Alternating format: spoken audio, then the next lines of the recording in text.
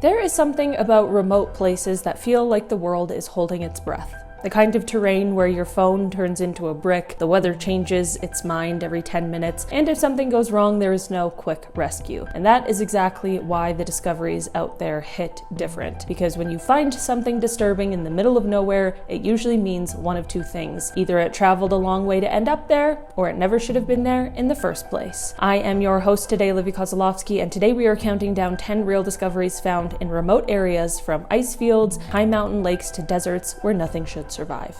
If you ever find a tent ripped open from the inside on a frozen mountainside, you are not looking at a camping accident. You are looking at panic. In February 1959, 9 experienced Soviet hikers went deep into the northern Ural Mountains, an area that is brutally remote even today. They pitched their tent on a slope, and at some point in the middle of the night, something happened that made them do the unthinkable. Instead of calmly exiting, they cut their way through the fabric and fled into the darkness, underdressed for extreme cold. Searchers later found the abandoned camp, and then the hikers scattered down slope in different locations. The original Soviet investigation used a phrase that has haunted this case for decades, saying an unknown, quote, compelling natural force was responsible. For years, theories got weird fast. Everything from secret tests to creatures to glowing lights. But in 2020, Russian prosecutors publicly concluded the most likely cause was an avalanche. Then, in 2021,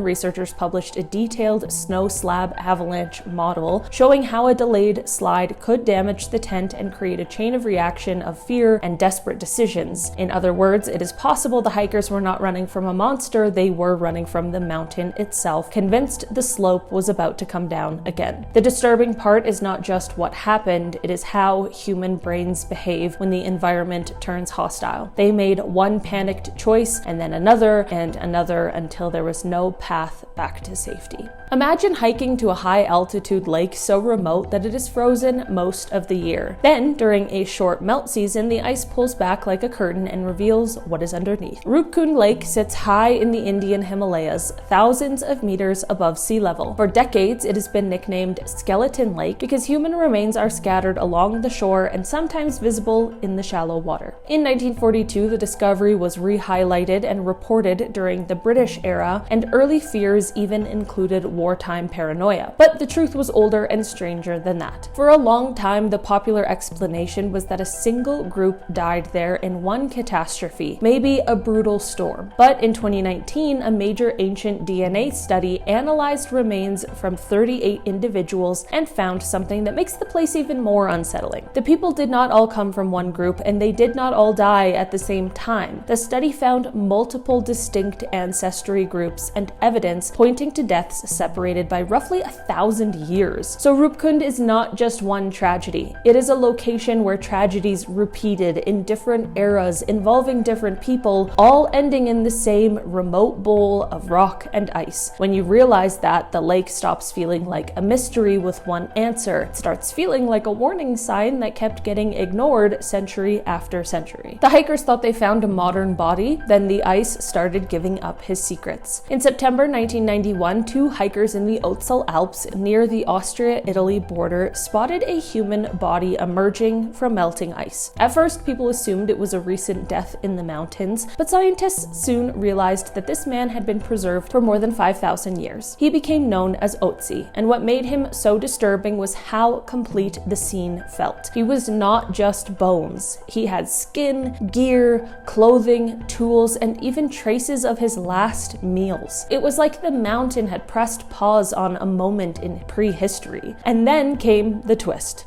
Imaging later revealed a flint arrowhead lodged in his left shoulder and an entry wound in his back. Researchers concluded he was attacked and likely died from that injury. In other words, the ice did not just preserve a person, it preserved violence from the Copper Age. If a ship disappears at sea, the ocean can hide it forever, unless the Arctic decides to give it back. In 1845, Sir John Franklin led a British expedition with 2 ships, HMS Erebus and HMS Terror, trying to chart the Northwest Passage. The expedition vanished into the Canadian Arctic, and for years there were rumors and fragmented reports, including Inuit oral testimony describing what happened to the crew. Over time, searchers found hard evidence, including a note left on King William Island describing the ships trapped in ice and the crew abandoning them. Archaeology and forensic work later supported the grim reality that no one made it out. Then, in the modern era, the Arctic delivered one of the most jaw-dropping updates in exploration history. Parks Canada confirmed HMS Erebus was found in 2014. HMS Terror was found in 2016. The wrecks were not just historic artifacts, they were time capsules sealed under freezing water. What makes this discovery disturbing is the scale and the slow motion nature of it. A whole expedition, 129 men swallowed by ice and then slowly, piece by piece, revealed again more than a century later. This one starts like a treasure story and ends like a technological horror story. Around 1900, sponge divers working off the Greek island of Antikythera found an ancient shipwreck in deep water. Divers brought up statues, coins, and other artifacts, but mixed into the hull was a corroded lump of bronze that looked like trash, except it was not trash. That lump turned out to be the Antikythera mechanism, an ancient geared device that researchers now describe as an advanced astronomical calculator. It is often called the earliest known analog computer because of its complex gear system and what it could predict, like cycles of celestial motion and eclipses. The disturbing feeling here is not gore or tragedy, it is just timeline shock. When you understand how sophisticated the mechanism was, you immediately ask, wait, what else did ancient engineers know that never survived? And why did this level of precision vanish for so long? And remember, this device was found in a shipwreck in a remote underwater graveyard, meaning it was lost in transit. It was never meant to be buried at sea for 2,000 years. History just got unlucky. If you want to see what the past really looks like, do not go to a museum of statues. Go to a bog. In 1950, peat cutters in Denmark were working in a bog when they uncovered a human body buried deep in the peat. The preservation was so intense that authorities initially treated it like a recent case, but it was not recent. The man had died in the Iron Age more than 2,000 years ago. He became known as Tulland Man. Bog conditions can preserve human tissue in a way that feels almost unfair. Skin, facial features, even subtle expressions can survive. It is deeply unsettling because your brain expects ancient remains to be anonymous, and Tulland Man is not anonymous. He looks like someone you could pass on the street, except he is separated from you by centuries. And the remoteness matters. Bogs are quiet, isolated places. The kind of place where someone could be brought, left, and then sealed away by nature, not hidden by a criminal mastermind.